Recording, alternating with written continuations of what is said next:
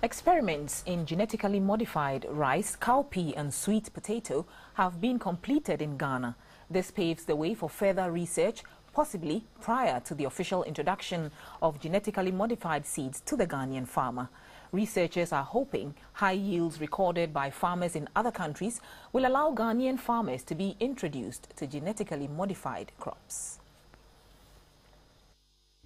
28 countries, 20 of them developing and 8 industrial, are growing genetically modified crops on commercial basis.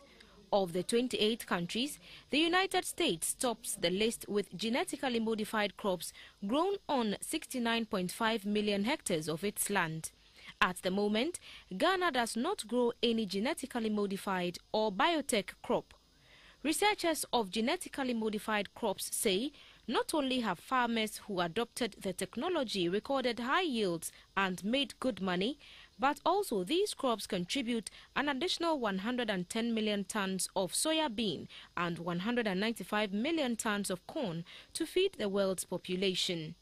Agricultural experts have anticipated that the world's population will grow to about 10 billion by 2050, which means more mouths to feed and therefore more crops need to be cultivated.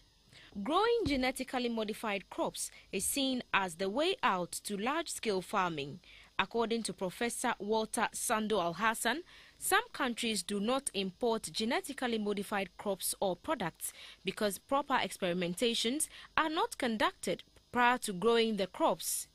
This has sometimes resulted in reported incidents of side effects after consumption.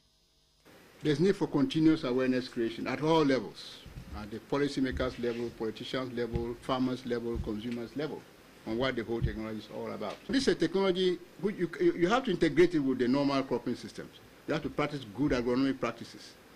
You know, you don't just because you have a GM crop, you go to sleep. It won't work. The farmer has to be trained.